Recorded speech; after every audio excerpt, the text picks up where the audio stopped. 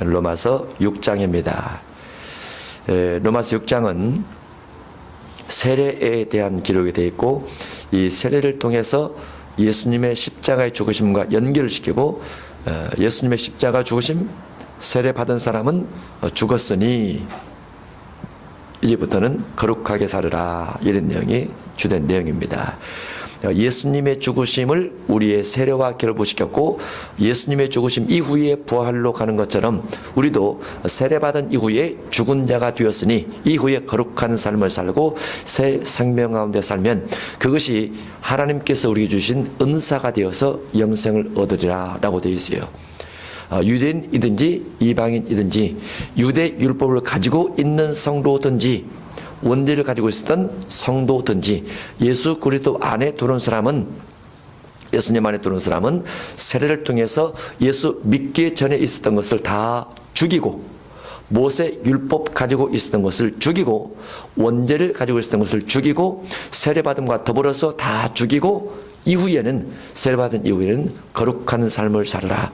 그러면 영생을 얻으리라. 그래서 하나님의 은사는 예수 그리스도 우리 주 안에 있는 영생이니라 라는 하나님의 은사 부분이 그렇게 영생으로 연결되어 있습니다. 믿지 않는 사람이 은사를, 영생을 선물로 받아서 영생이다, 이것이 아니고 이미 믿고 있지만 두 종류의 믿고 있는 사람이죠. 로마 교회는 하나는 유대 율법을 가지고 있는 믿고 있는 사람, 또 하나는 원죄를 가지고 있는 믿고 있는 사람이 교회를 다니면서 세례 받아서 믿기 전 가지고 있었던 모세 율법을 죽이고 원죄적 성품을 죽이고 세례 받은 이후에 거룩하게 살면 영생이라. 반복적으로 말하는 이유는 로마서 전체가 그렇게 되어 있을 뿐만 아니라 갈라디아서, 에베소서, 골로새서, 마태복음, 마가복음, 누가복음, 요한복음, 계시록까지 다 그렇게 되어 있어요. 전체가 다, 신약성경 전체가 다 그렇게 되어 있습니다. 만약에 신약성경이 안 믿는 사람에게 쓴 편지라고 하면 이 말이 틀려요. 안 믿는 이방인들을 대상으로 양로당에 쓴 편지다, 마을 회관에 쓴 편지다, 그러면 그 말들이 맞습니다. 그러나 교회에 쓴 편지라고 하면 제가 한 말이 맞아요. 교회 쓴 편지라고. 왜냐하면 교회 안에는 이미 성도들이 있고 그 성도들은 믿고 세례받고 신앙의 삶을 살아가면서 운명에서 주님 만날 준비를 하죠. 그 과정 속에 무엇이 필요하냐? 반드시 거룩함이 필요하고 새 생명이 필요하고 새 언약이 필요하고, 언약을 어긴 것을, 원죄적 성품 따른 것을 회개를 하고 모세 율법 따라간 것을 회개를 하면서 영생을 얻는다라는 부분이 신약성경 전체에 대한 기록이라 이렇게 볼 수 있습니다. 그 줄기를 따라가면 우리가 거룩함 따라서 영생을 얻게 되고, 그 줄기를 따라가지 않고 원죄적 성품으로 돌아가거나 모세 율법으로 돌아가게 되면 영생을 얻지 못하고 심판을 받는다, 그렇게 되어 있습니다. 그 부분을 세례 중심에서 예수님의 십자가와 비교해서 기록해 놓은 것이 로마서 6장이라 볼 수 있습니다. 큰 제목은 죄가 죽은 자는 거룩함에 이르라 라고 되어 있습니다. 옛 사람이 죽은 사람은 거룩함 곧 새 사람에 이르라, 이렇게 되어 있습니다. 6장 1절입니다. 그런즉 우리가 무슨 말을 하리요? 우리가는 성도입니다. 성도, 어떤 성도냐면 모세 율법을 가지고 교회에 들어온 성도, 원죄를 가지고 교회에 들어온 성도를 말합니다. 우리가 무슨 말을 하리요? 은혜를 더하게 하려고 죄에 거하겠느냐? 어떤 모세 율법이 등장하면 죄가 더욱 죄임을 깨닫게 만들어주기 때문에 은혜를 더 깊이 느끼게 되죠. 그래서 여기에 반문 형식으로 되어 있습니다. 은혜를 더하게 하려고 죄에 거하겠느냐? 그럴 수 없느니라. 죄에 대하여 죽은 우리가 어찌 그 가운데 살리요? 죄에 대해서 죽은 우리가, 모세 율법을 가지고 있는 사람도 죽습니다. 모세 율법을 주장하면 안 돼요. 그것은 우리가 죽여야 할 대상이에요. 죽여야 할 대상, 멀리 해야 될 대상, 어디에 정확하게 됐느냐? 고린도후서 3장에 정확하게 되어 있고, 로마서 1장 2장에 정확하게 되어 있고, 히브리서 7, 8, 9, 10장에 정확하게 되어 있고, 갈라디아서, 에베소서, 골로새서 전체에 아주 정확하게 되어 있습니다. 모세 율법을 멀리 해야 된다. 모세 율법을 가지고 교회 들어온 사람 중에서 할례를 받아야 구원받습니다. 안식일을 지켜야 구원받습니다. 그래도 제사장 역할을 해야 됩니다. 그래도 성전이 있어야 됩니다. 이렇게 중심한 사람들이 있어요. 그래서 바울이 편지를 써보내면서 아니다 라는 거죠. 그들보다도 사울이 바울이 변화되기 전 사울이 훨씬 더 율법을 많이 알아요. 훨씬 더 율법을 정확하게 지켰어요. 율법의 의로 전혀 흠이 없도록 지켰으니까. 그런데 그 사울이 변화가 돼서 바울이 되고, 그 바울이 주님의 계시를 받아서 기록한 내용들이 모세 율법 가지고는 절대 의롭게 될 수 없습니다. 왜냐하면 그것은 죄를 깨닫게 해줄 뿐, 죄를 깨닫게 해줄 뿐, 나를 심판으로 이끌어갈 뿐, 나를 정죄로 이끌어갈 뿐, 내게 하나님의 은혜를 통한 죄사함을 마음껏까지 주지 못하기 때문에 우리는 모세 율법 중심에서 아니고 하나님의 새 생명, 새 언약 중심에서 가야 됩니다. 이것을 주장하고 있단 말이죠. 그래서 본문에 이렇게 기록이 되어 있는 겁니다. 그럴 수 없느니라. 죄에 대하여 죽은 우리가 어찌 그 가운데 살리요. 죄에 대해서 죽었어요. 모세 율법에 대해서 죽었어요. 원죄에 대해서 죽었어요. 원죄에 대해서. 믿기 전 지은 죄를 주님의 피를 통해서 다 죽이고 우리는 세례를 통해서 죽이는 겁니다. 히브리서 6장 1절 이하에 죽은 행실이라는 기록이 있습니다. 그러므로 우리가 그리스도의 초보를 버리고 죽은 행실을 회개함과 하나님께 대한 신앙과 죽은 행실을 회개해야 되죠. 언제? 죽은 행실이란 믿기 전 가지고 있었던 성품입니다. 믿기 전 가지고 있었던 성품. 믿기 전 성품 없는 사람 없죠. 한성질씩 다 하죠. 믿은 후에 나타납니다. 믿기 전 한 더러움씩 하죠. 더러움씩. 믿기 전 성품이 더러운 거거든요. 그게 마태복음 15장 18절 이하, 에스겔 28장 14절 이하에 보면 하나님께서 사탄을 더럽게 여겨서 추방시켰는데 그 사단이 사람 속에 들어가서 사람을 더럽게 만드는 작업들을 하죠. 그 더럽게 만드는 것이 마태복음 15장 18절 이하에 쭉 돼 있어요. 사람의 속에서 더러운 것들이 올라오더라. 그게 육의 본능과 같은 겁니다. 그것이 사단의 영향을 받아서 우리를 더럽게 만들기 때문에 믿기 전 우리가 더럽게 살고, 믿기 전 본능 따라 살고, 믿기 전 성질 따라 살죠. 그런데 믿은 이후에 그것이 나타나면 회개하라 그 말이죠. 그게 죽은 행실을 회개하는 겁니다. 그 죽은 행실을 회개치 않으면 죽어버려요. 그죠? 왜냐하면 죽은 행실이기 때문에. 죽은 행실이기 때문에 죽어버립니다. 그래서 우리가 신약시대에 하나님의 성령을 받아서 대적해야 될 것이 있는데 감정 대적입니다. 할렐루야. 아니 누구나 외회가 없어요. 저도 물론 마찬가지고. 왜냐하면 아담으로부터 물려받은 것이 창세기 3장 14절부터 해서 뱀의 후손, 여자의 후손, 뱀에게 말하고 아담에게 말하고 여자에게 말하고 땅에게 말하면서 다 저주를 받기 때문에 본성이 선한 자가 없어요. 다 악해요. 다 불법을 저지르고 사단의 영향을 받아서 더러워지고. 그런데 믿은 이후에는 이것을 대적하라. 믿은 이후에는 싸우라. 믿은 이후에는 감정에 대해서 싸워서 이겨라. 감정에서 벗어나서 해방받아라. 이렇게 로마서 8장 1절 이하에 되기 때문에 감정을 대적해야 되죠. 그래서 죽은 행실을 회개하라 라고 되어 있고 감정을 대적하라 이렇게 되어 있다고 말이죠. 죽은 행실 히브리서 6장 1절 이하에 되어 있습니다. 히브리서 9장 14절을 보면 하물며 영원하신 성령으로 말미암아 흠 없는 자기를 하나님께 드린 그리스도의 피가 어찌 너희 양심을 죽은 행실에서 깨끗하게 하고. 양심이 죽어버렸어요. 양심이 하나님께서 아담에게 주신 양심은 무슨 양심일까요? 하나님께서 아담에게 주신 양심, 아담도 양심이 있죠. 하나님께서 아담에게 주신 양심은 하나님의 형상과 하나님의 모양입니다. 그게 아담의 양심이었어요. 하나님의 양심, 아담의 양심, 예수님의 성품, 신의 성품, 성령의 열매 가지고 있었죠. 아담에게.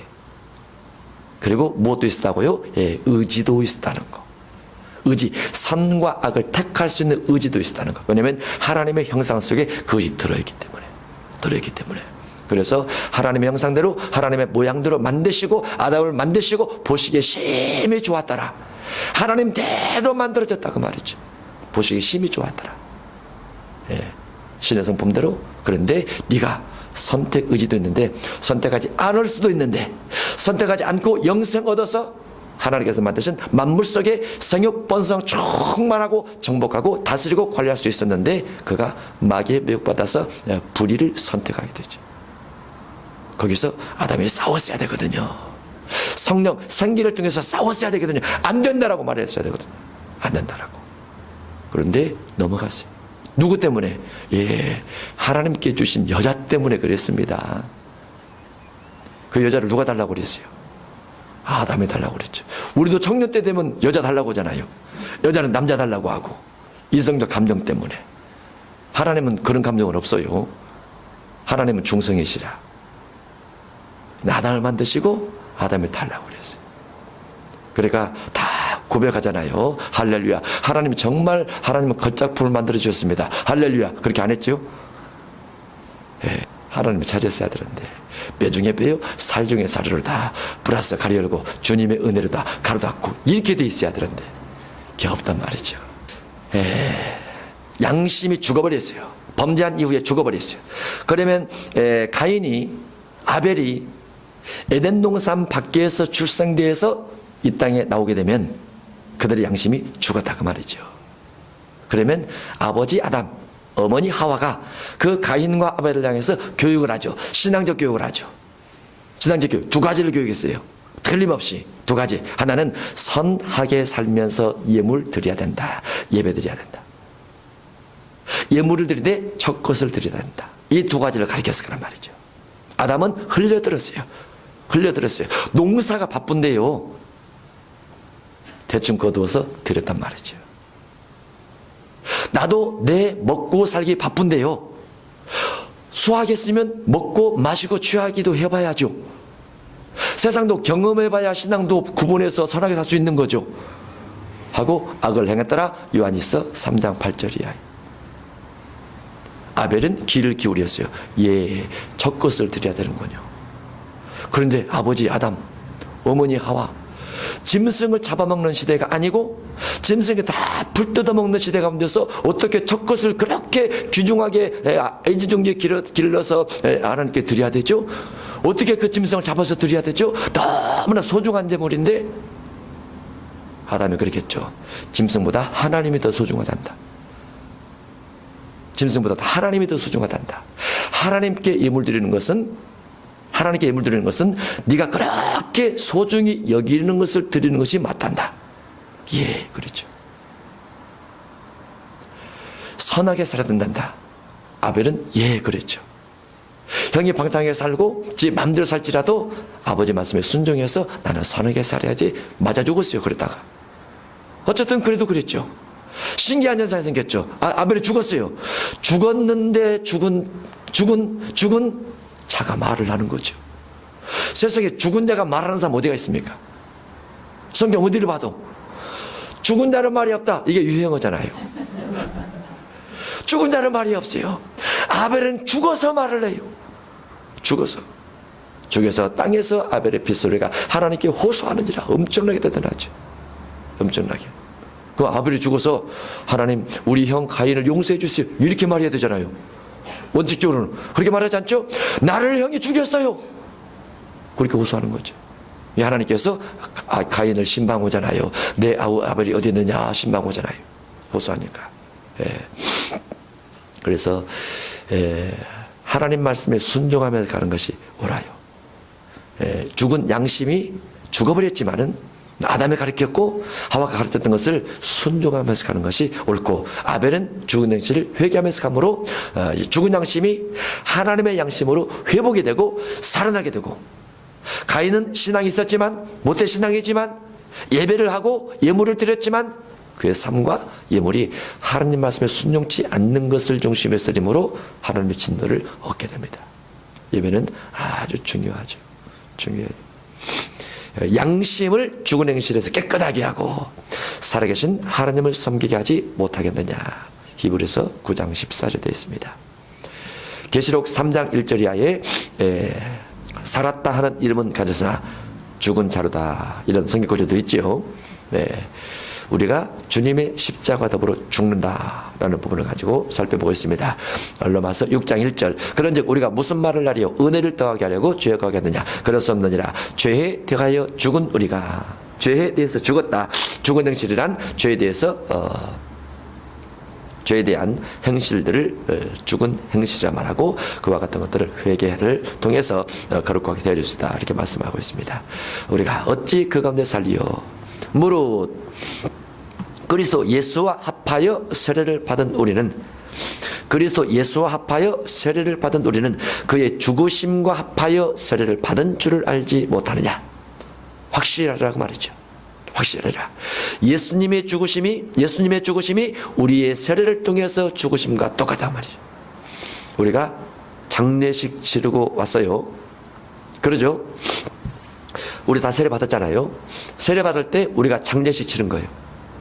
여러분과 제가, 우리는 과거 행실은 장례식을 통해서 다 무덤에 있는 거예요.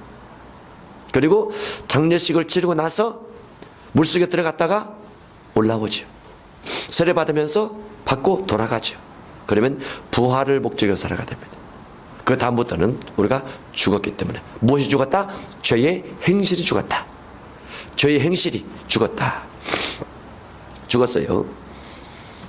4절. 그러므로 우리가 그의 죽으심과 합하여 세례를 받음으로 그와 함께 장사되었나니. 세례 받음으로 우리가 장사됐다. 죽었다. 장례식 치러버렸다. 그리고 장례식 치른 사람은, 세례 받은 사람은 부활하신 주님처럼 부활하신 주님을 따라 살아가야 된다라고 볼 수 있습니다. 세례에 대한 관주가 되어 있습니다. 최초의 세례는 창세기 17장에 되어 있습니다. 아브라함 세례죠. 아브라함 할례입니다. 아브라함이 하나님의 명을 따라 그 모든 집안 식구들에게 할례를 행합니다. 이방에서 돈으로 산 데까지 다 포함해서 할례를 행하게 되죠. 출애굽기 4장에 보면 모세가 하나님의 명령을 받아서 사명을 가지고 올 때 하나님의 사자가 모세를 죽이려고 합니다. 왜 죽이려고 하냐면 할례 때문에 죽이려고 합니다. 사명을 받았을지라도 할례적 역사를 하나님 앞에 드러내지 않냐면 하나님이 죽일 수 있습니다. 사명을 받았을지라도. 그러면 모세 같은 경우는 구약이기 때문에 몸의 할례를 말하고, 신약으로 보면은 아직 네 속에 세상적인 것이 남아있다라는 뜻이에요. 그것이 하나님의 사명을 받아가는 사람은 육의 소욕이 아닌 성령의 소욕 따라 가야 되는데, 네가 아직 육의 소욕이 남아있구나라는 거죠. 육의 소욕이 남아있으면 사명 받았어도 죽일 수 있습니다. 하나님께서 사명 받았어도. 사명 있는 사람 안 죽어요? 죽어요. 그럼 하나님의 사자가 가짜로 협박을 합니까? 출애굽기 4장에서 그 거짓말, 그런 말 속으면 안 돼요. 사명에서 죽는다는 거. 사명에서도. 베드로하고 바울하고 두 사람이 있죠. 신약시대에 대단히 유명한 사람입니다. 하나님이 쓰신다고 하면 누구를 더 많이 썼어야 됐을까요? 베드로. 3년 동안 열심히 교육시키고 훈련시키고 주님의 직접 능력 줬죠. 부활을 직접 목격했죠. 주님의 부활을 목격하면서 주님을 따라다녔어요. 12제자들의 수장이죠. 설교를 해서 3,000명, 5,000명 회개하고 돌이켜 얘기하고 제자 만들었습니다. 바울이 설교했더니 5,000명 회개했더라. 안 나오거든요. 3,000명 안 나오거든요. 예수님 직접 봤다 한 번밖에 안 봤거든요. 이제 입실에서 한번 보고. 예수님으로부터 직접 능력 안 받았거든요. 근데 바울의 내용은, 베드로의 내용은 사도행전 10장, 11장, 13장 여기서 끝나버려요. 없어요. 바울은 사도행전 이제 9장에서 부름받아서 28장까지 계속 나오죠. 로마서 나오죠. 갈라디아서 나오죠. 에베소서 나오죠. 빌립보서 나오죠. 14권에 나와요. 왜 하나님은 베드로보다도 바울을 더 길게 썼을까요? 훨씬 더 길게 썼을까요? 훨씬 더. 훨씬 더 길게 썼죠. 그런 이유가 다 거기에 들어있다라고 볼 수 있습니다. 사명받아도 육의 소욕이 많으면 주님이 많이 안 쓴다는 거.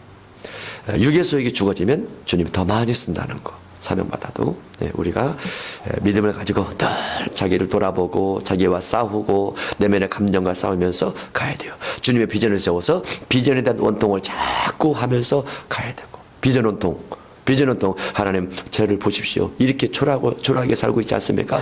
복음을 위해서 아무런 향기도 불어내지 못하고 살고 있습니다. 원통합니다. 주님, 내가 깨달은 주의 말씀을 나 혼자만 알고 있다. 너무 원통이 터집니다.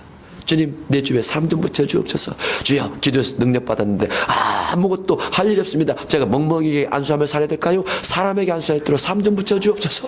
주께서 주신 능력 내버려만 안수하고 다른 사람 안수 못하고 사는 원통이 터집니다.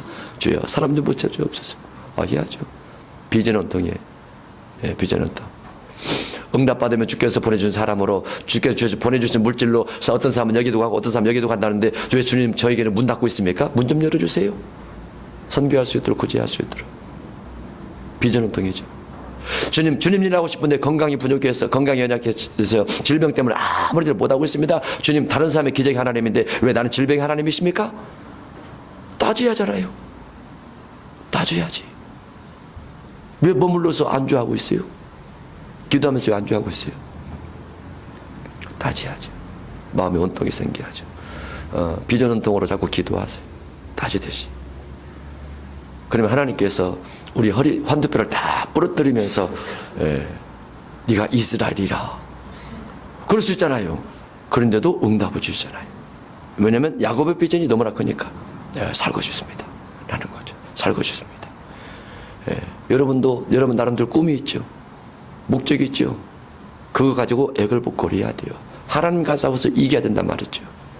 하나님께서 이 정도밖에 복을 못 주십니까? 다시 해야 된단 말이죠. 하나님의 능력이 이거밖에 안 됩니까? 다시 해야 된단 말이죠. 자꾸 기도해서 하나님의 음성을 듣고 기도해서 응답받으면 최소한 거기까지라도 가야 돼요. 기도해서. 그래야 현실이 달라지죠. 현실이. 비전운동이 많이 해야 돼요. 자꾸 과거만 가지고 기도하지 말고, 현실만 바라보면서 기도하지 말고, 미래를 생각하면서. 4절입니다. 그러므로 우리가 그의 죽으심 갚하여 세례를 받음으로 그와 함께 장사되었나니 이는 아버지의 영광으로 말미암아 그리스도를 죽은 자 가운데서 살리심과 같이 우리로 또한 새 생명 가운데서 행하게 하려 함이라. 새 생명에다가 동그라미 쳐놓습니다. 아주 중요한 단어입니다. 십자가에 죽고 세례를 통해서 죽은 사람은 이후의 삶의 목적이 새 생명입니다. 새 생명. 이것은 모태로부터 태어난 생명과 다른 생명이에요. 어머니로부터 물려받은 육신의 생명, 본능의 생명과 다른 생명입니다. 이 생명은 거듭남의 생명을 말하고 요한복음 3장 1절 이하에 니고데모와 대화하는 그 거듭남의 생명을 말합니다. 그 거듭남의 생명, 거듭남의 삶이 물과 성령으로 거듭난 삶이요, 거듭난 삶이 마태복음 5장 1절 이하에 예수님께서 말씀하신 산상수훈의 삶으로 그대로 이어진 부분이 히브리서로 가면 새 언약, 새 계명, 그런 삶을 말합니다. 이 새 계명이, 새 생명이. 죽은 사람은 새 생명 가운데 살아야 된다. 새 생명 가운데 행해야 된다. 새 생명 가운데 행해야 된다. 만일 우리가 그의 죽으심과 같은 모양으로 연합한 자가 되었으면 또한 그의 부활과 같은 모양으로 연합한 자도 되리라. 죽은 자와 같이 예수님처럼 우리가 죽어버렸으면 예수님처럼 부활되리라. 그런데 문맥상으로 보면 어떻게 부활되느냐? 새 생명 가운데 행할 때 부활이 됩니다. 문맥상으로 보면. 왜냐하면 예수님은 완벽하게 죽었잖아요. 육신도 완벽하게 죽었고 모든 것이 완벽하게 죽었어요. 예수님께서 완벽하게 죽었는데 살아나신 이유는 새 생명 가운데 살려는 목적도 있지만 그가 죽음에 매여 있을 수 없을 만큼 거룩하시고 능력이 있으시기 때문에. 그래서 우리가 세례받음으로 완전히 죽었다. 믿기 전 성품이 다 죽었다. 믿기 전 어머니로부터 물려받은 본능적인 것이 다 죽었다. 그러면 그 이후에 다시 사는 거듭남의 삶, 성령을 따라 사는 삶, 말씀을 따라 사는 삶이 시작되는 거예요. 그게 새 생명이 주어지기 때문에. 그러면 부활에 참여하게 된다고 말이죠. 부활에 참여. 세례받은 것은 신앙의 초창기입니다. 신앙의 초창기. 그 이후에 삶의 결과를 통해서 부활에 참여하게 돼요. 삶의 결과를 통해서. 그 삶의 과정을 통한 결과가 새 생명 가운데 행했느냐? 그 결과가 부활로 이어진다고 말이죠. 예제 두 번째입니다. 우리의 옛사람이 예수와 함께 십자가 못 박힌 것은 옛사람 언제? 믿기 전, 세례 받기 전에 있었던 죽은 행실들이 예수님과 함께 십자가 못 박힌 것은 죄의 몸이 죽어, 본능의 몸이 죽어, 어머니로부터 물려받은 본능과 육신의 삶이 죽어 다시는 우리가 죄에게 종노릇 하지 아니하려 함이라 해서 윗부분에 있는 부분과 반복된 내용인데 더 자세히 되어 있습니다. 그래서 예제 두 번째입니다. 우리가 죄에게 종노릇 하지 아니하려 함이니, 어머니로부터 물려받은 본능에 종노릇 하지 아니하려 함이니 이는 죽은 자가 죄에서 벗어나 의롭다 하심을 얻었습니다. 죽은 자가 세례 받음으로 죄에서 벗어나서 의롭다 하심을 얻었기 때문에 죄에게 종노릇하지 말라고 말했죠. 우리가 죄의 종이었어요. 본능의 종입니다. 본능에 종되지 않을 수가 없어요. 본능이 자꾸 주장을 합니다. 하나님의 은혜 받게 있을 때, 성령이 우리 가운데 들어오지 아니할 때, 주의 피로 내 죄가 씻음받지 아니할 때는 죄가 자꾸 나를 주장해서 나를 종삼아요. 죄를 짓게끔. 그래서 종노릇 할 수밖에 없었고 종된 역사를 이뤄갈 수밖에 없었어요. 그때. 그런데 그 결과는 죽음이거든요. 사망이거든요. 사망. 예수님의 은혜를 통해서 거기서 벗어나게 됩니다. 벗어나 의롭다 하심을 얻었습니다. 만일 우리가 그리스도와 함께 죽었으면, 세례와 더불어서 그리스도와 함께 죽었으면 또한 그와 함께 살 줄을 믿노니 이는 그리스도께서 죽은 자 가운데서 살아나셨음에 다시 죽지 아니하시고 사망이 다시 그를 주장하지 못할 줄을 알미로다. 그가 죽으심은 죄에 대하여 단번에 죽으심이요 우리도 세례와 더불어서 죄에 대해서 본능에 대해서 단번에 죽으심이요 그가 살아계심은 하나님께 대하여 살아계심이니 우리가 세례받고 올라온 것은 물에 잠겼다가 올라오는 것은 하나님께 대하여 살겠습니다. 주님 보고 살겠습니다. 주님 말씀 따라 살아가겠습니다 라는 것과 같다고 말이죠. 이와 같이 너희도 너희 자신을 죄에 대하여는 죽은 자요 그리스도 안에서 하나님께 대하여는 살아있는 자로 여길지어다. 그리스도 안에서, 이 그리스도 안에서가 새 생명과 같은 문맥입니다. 그리스도 안에서란 어떤 안에서냐? 그리스도 안에서란 요한복음 15장 1절로 10절 포도나무가 가지에 붙어 있을 때 이때를 그리스도 안에 있다 그럽니다. 포도나무가 가지에 붙어 있을 때. 요한일서 2장 5절이야. 그것도 그리스도 안에 있다는 것은 주님께서 행하는 것처럼 자기도 행하느니라 가려고 사랑 행하는 것. 이웃에게. 그러니까 요한복음 15장과 요한일서 2장에 있는 그리스도 안에 있다는 것은 사랑하며 사는 거예요. 이웃에 대해서. 그럴 때 그리스도 안에 있다라고 말하는데 그것이 이웃을 사랑하며 가는 것이 새 생명 가운데 있다. 이렇게 말을 한다고 말이죠. 그렇게 될 경우에 그리스도 예수 안에서 하나님께 대하여는 살아있는 자로 여길지어다 하면서 부활에 참여한 자와 같다. 엘리야처럼. 엘리사 대머리요 대머리요. 저주를 하니 암곰이 나와서 아이 48명을 찢어 죽였더라. 그 능력 있는 사람이잖아요. 불의의 무기입니다. 그렇게 쓰면 안 된다고 말이죠. 대머리요 대머리요. 주님 햇볕 더 많이 쐬라고 그랬습니다. 할렐루야. 그러면 되죠. 그래서 자존심도 이게 감정이면서 교만이거든요. 자존심도 싸워야 돼요. 자꾸 싸워야 돼요. 주변 사람이 나의 감정을 자꾸 건들고 있다. 내가 덜 죽어서 그래요. 할렐루야. 바울처럼 자신을 복종케 하고 내가 날마다 죽느라 자꾸 죽여야 돼. 자꾸 죽여야 돼. 감정 대적입니다.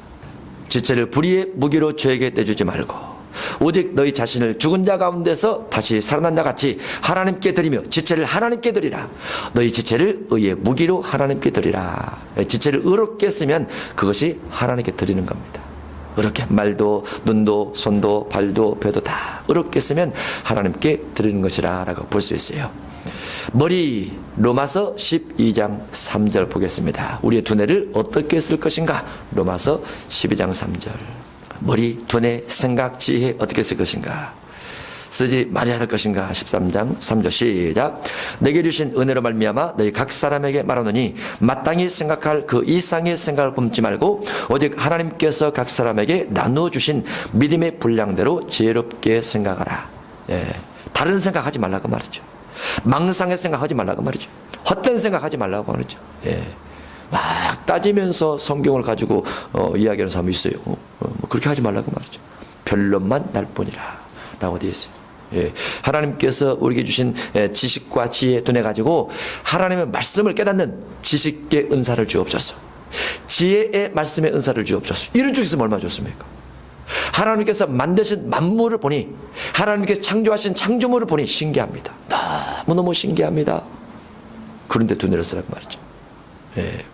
부정과 불의와 망상과 헛된 생각과 과학적 사고와 철학적 사고 이런 데 두지 말고 하나님에 대해서 감사하면서 섭리에 대해서 감사하면서 이렇게 생각을 해야만 되는 거죠. 눈입니다. 눈. 불의의 지체 민수기 15장입니다. 39절입니다. 눈의 지체를 어떻게 쓸 것인지. 시작. 이 술은 너희가 보고 여호와의 모든 계명을 기억하여 준행하고 너희를 방종하게 하는 자신의 마음과 눈의 욕심을 따라 음행하지 않게 하기 위함이라. 여기서 술은 마시는 술이 아니고 옷단 끝에 다는 술입니다. 옷단 끝에 다는 술. 그 술이 제사장들이 쓰는 이 술이 방종하지 말라, 눈의 욕심 따라 음행하지 말라, 이런 것들을 상징적인 의미로 두었어요. 다른 말로 눈은 음행 따라가지 말라 그 말이죠. 눈은 음행 따라가지 말라. 눈을 음행 따라가게 되면 불의의 지체로 쓰는 겁니다. 불의의 지체로. 그러나 눈을 어떻게 쓸 수 있습니까? 하나님의 말씀을 통해서 놀라운 것들을 보게 하는 데 쓸 수 있어요. 시편 119편 18절입니다.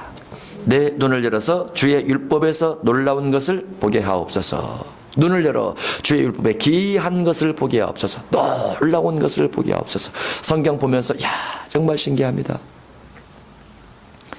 지체를 눈을 가지고 주의 법을 연구하고 묵상하고 기도 가운데 이렇게 쓰는 게 좋겠죠. 입입니다. 입을 불의의 무기로 들을 때 로마서 3장 13절입니다. 시작. 그들의 목구멍은 열린 무덤이요 그 혀로는 속임을 일삼으며 그 입술에는 독사의 독이 있고. 입에는 뭐가 있어요? 입에는 화장품이 묻었죠. 화장품. 입에 독사의 독이 있어요. 입술에 독사의 독이 있고 독한 말을 하더라고 말이죠. 악한 말을 하더라고 말이죠. 시험 드는 말을 하더라고 말이죠. 상처 주는 말들을 하더라고 말이죠. 입으로. 우리가 어떤 제목을 가지고 회개를 한다. 회개를 할 때 보면은 막연히 회개할 때가 있어요. 막연히. 하루를 지내면서 내가 어떤 죄를 지었을까? 이렇게 생각하지 말고 눈으로 어떤 죄를 지었는가? 입으로 어떤 죄를 지었는가? 손으로 어떤 악한 일을 했는가? 발로 악한 지역을 갔나? 내 입에서 나온 말들로 식구들에게, 주변 사람들에게 상처 주는 말을 했나? 이것을 더듬어서 회개를 해야 돼요. 그래야 정확하게 해결을 하는 겁니다. 정확하게. 입술에는 독사의 독이 있더라. 독사의 독이 있더라. 말씀을 잘못 가르치는 것도 독사의 독이에요. 자, 에스겔 3장 보겠습니다. 우리 입을 어떻게 써야 되는가? 에스겔 3장 3절 시작. 내게 이르시되 인자야 내가 내게 주는 이 두루마리를 내 배에 넣으며 내 창자에 채우라 하시기에 내가 먹으니 그것이 내 입에서 달기가 꿀 같더라. 할렐루야. 하나님께서 에스겔에게 이 두루마리를 내 배에 넣으며 창자에 채우라 라고 말했어요. 그리고 먹었습니다. 입에서 꿀같이 달더라. 말씀에 대한 표현입니다. 물론 에스겔 같은 경우는 이 부분이 에스겔 3장과 33장 또 계시록 10장 여기 나오는데 하나님께서 주신 두루마리를 먹고 예언을 합니다. 이후에 예언을 해요. 근데 예언을 하게 되는데 예언 은사는 처음에 들으면 좋아요. 처음에는 좋아요. 죄를 지적할 때는 안 좋아요. 그래서 써요. 하나님의 말씀을 통해서 우리 마음을 자꾸 말씀을 통해서 단련하고 말씀을 자꾸 먹으면 그게 이제 꿀같이 달아요. 그런데 사용할 때는 어려움이 올 수도 있다. 환란이 올 수도 있다. 그런 부분이 되어 있습니다. 혀입니다. 혀. 우리가 아까 로마서 3장 13절 봤는데 혀로는 속임을 베풀며 이렇게 되어 있어요. 혀로는 속임을 베푼다. 근데 사무엘하 23장 2절을 보면 의의 무기로 혀를 씁니다. 여호와의 영이 나를 통하여 말씀하시며 그의 말씀이 내 혀에 있도다. 여호와께서 나를 통해서 말씀하시는데 혀에 달렸어요. 혀에. 주의 말씀이 혀에 달렸어요. 물론 독사의 독도 혀에 달렸거나 입에 달려 있습니다. 그런데 하나님의 말씀도 혀에 달려 있어요.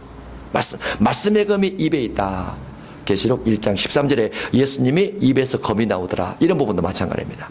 혀에, 입에 하나님의 말씀이 있고 말씀의 검이 있고 독사혀도 있어요. 그래서 지체, 혀라는 지체. 혀를 보통 길이가 얼마 된다고 하죠? 세치혀라고 하죠. 세치면 몇 cm죠? 7.5cm. 1인치가 2.5cm니까 7.5cm. 혀를 가지고 독사의 독으로 쓰든지 아니면 하나님의 말씀의 대언의 영어로 쓰든지 지체를 의에게 드리면 돼요.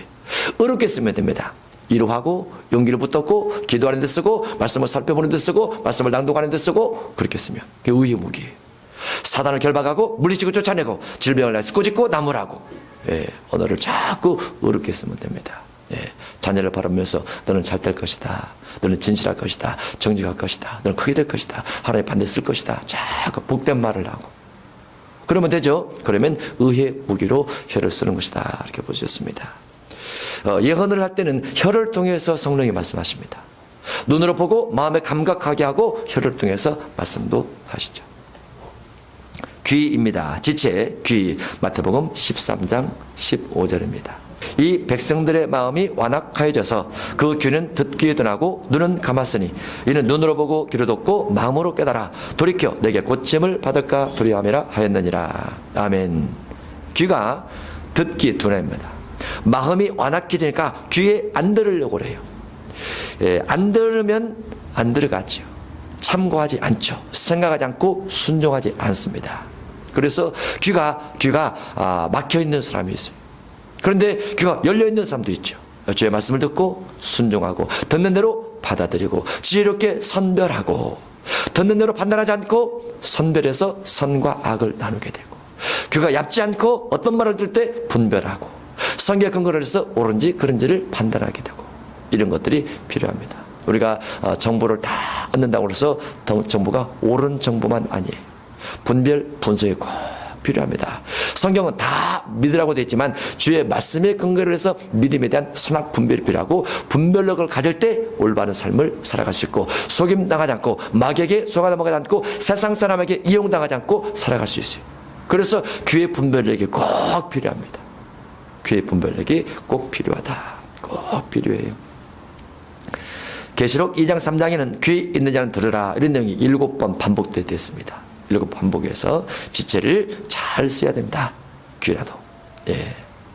손입니다. 손. 마태복음 18장 8절입니다. 만일 내 손이나 내 발이 너를 범죄하게 하거든 찍어내버리라.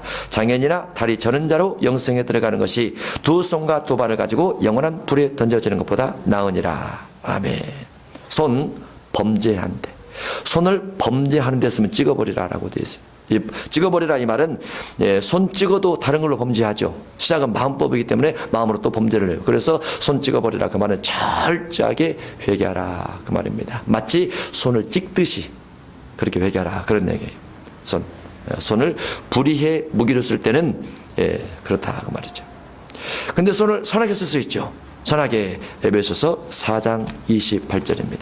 도둑질하는 자는 다시 도둑질하지 말고 돌이켜 가난한 자에게 구제할 수 있도록 자기 손으로 수고하여 선한 일을 하라. 가난한 자에게 구제할 수 있도록 손으로 수고하여 일을 하라. 일을 하는 목적이 뭐예요?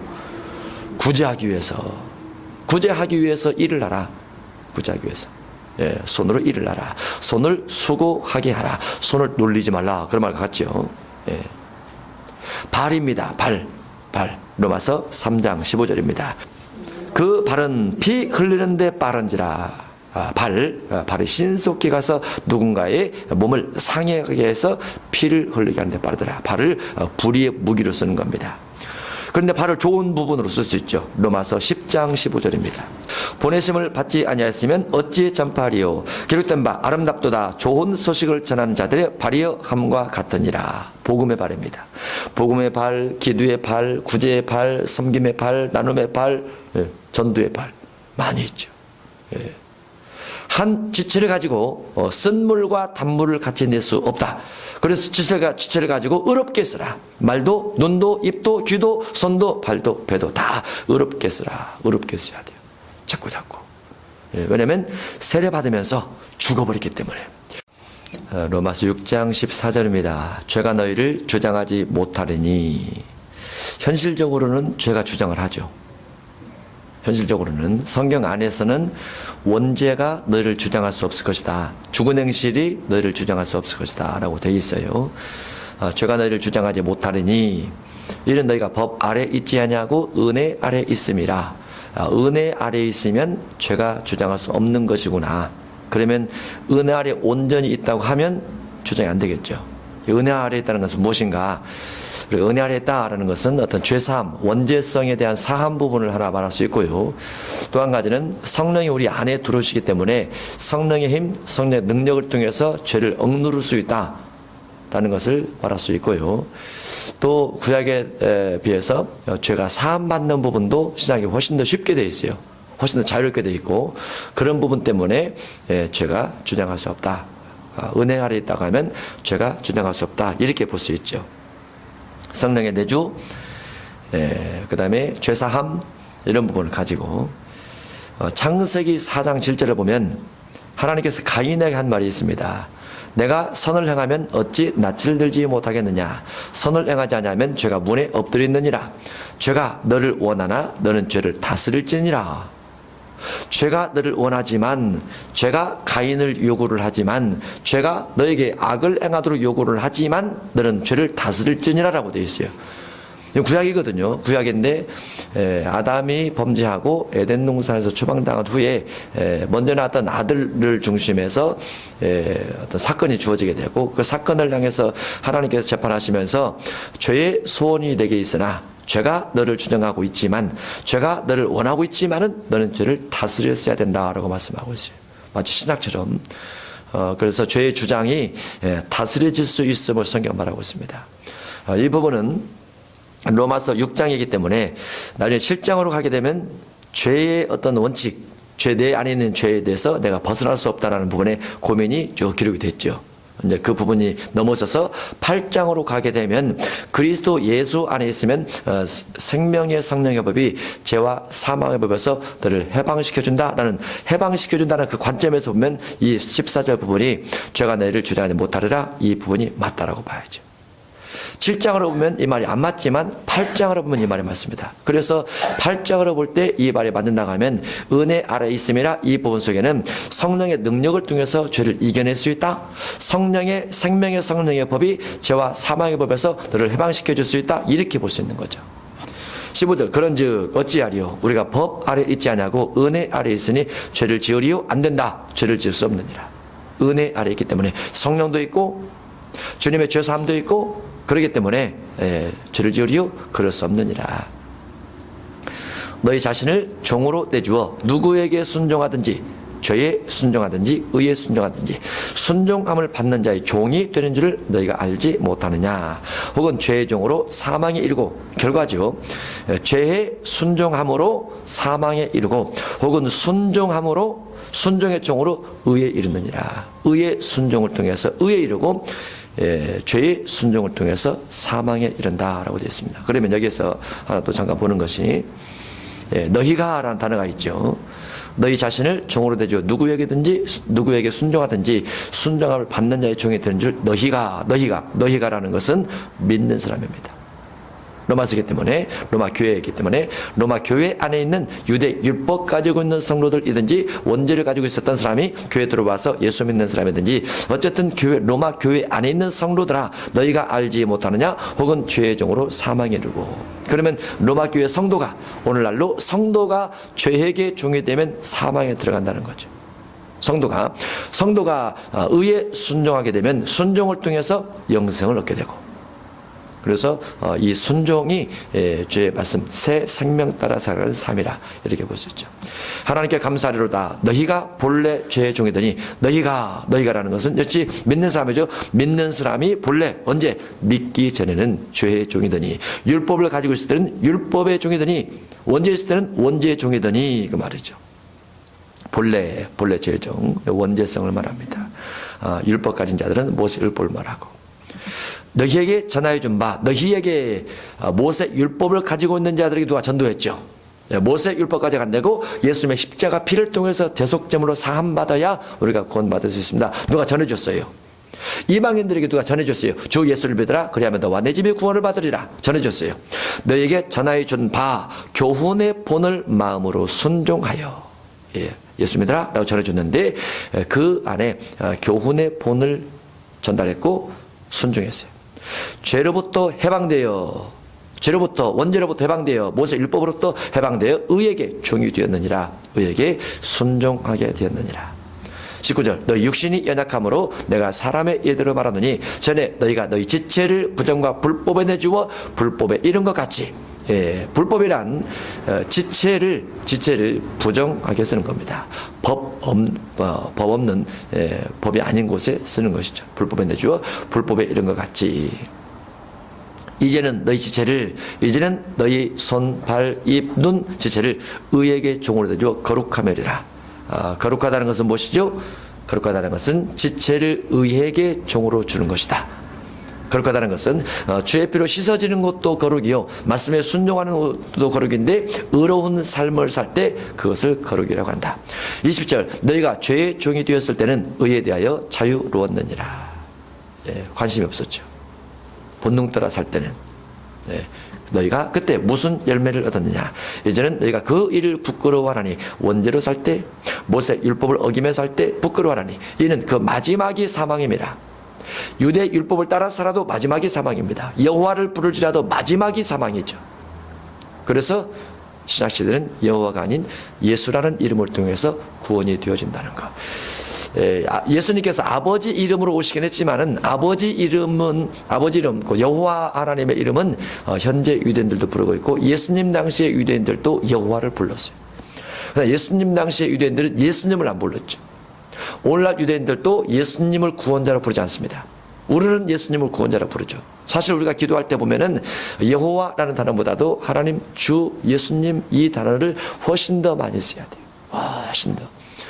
왜냐하면 예수님께서 아버지 이름으로 오시긴 했지만은 구원자는 구약이 아니고 신약이기 때문에.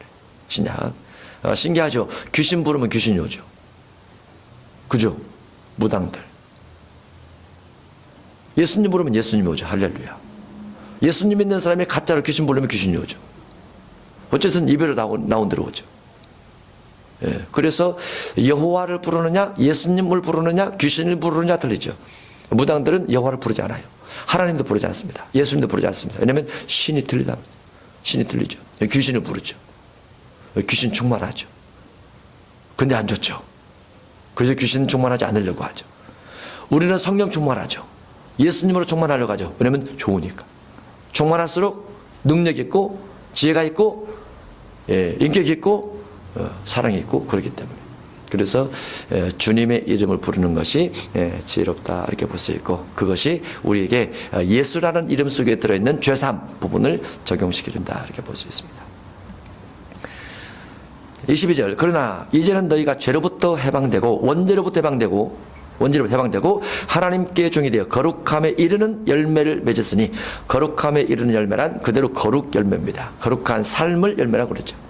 거룩함에 이르는 열매를 맺었으니 그 마지막은 영생이라. 마지막은 반드시 거룩과 관련된 것이고 거룩은 영생으로 직결됩니다. 거룩이 영생이고 영생을 얻기 위해서 거룩하게 된다. 거룩하게 된다는 것은 죄의 종노릇하지 않고 의의 종노릇하는 것이다. 의롭게 사는 열매가 거룩이 되고 거룩을 통해서 영생이 주어진다라고 볼 수 있어요. 그래서 믿는 사람에게 하는 말, 믿는 사람들아 반드시 거룩하게 살아라. 믿는 사람들아 영생을 얻기 위해서 거룩하게 살고 거룩한 사람들아 믿는 사람들아 지체를 불의의 병기로 쓰지 말라. 그 마지막은 사망임이니라. 믿는 사람들아 육체의 지체를 거룩하게 살아라. 그래야 영생을 얻는다라고 되어 있습니다. 23절 죄의 삭은 사망이요. 누구에게 하는 말입니까? 이미 믿고 있는 사람에게 하는 말이죠. 로마교회 성도들아 죄의 값은 사망이란다. 육체의 지체를 죄에게 종으로 찌면 결과는 사망이란다. 하나님의 은사는 다른 말로 거룩함이란 그 말이죠. 문맥으로 하면 거룩함에 이른 열매입니다. 또는 주 안에 있는 것입니다. 요한복음 15장 10절, 요한일서 2장 5절에 하나님의 은사는 하나님 앞에 거룩하게 되면 하나님께 열매를 맺게 되면 그리스도 예수 우리 주 안에 있는 영생을 얻느니라 라고 되어 있어요. 죄값은 사망입니다. 믿는 사람들아 죄값은 사망이다. 믿는 사람들아 거룩하게 살면 영생이니라 라는 거죠.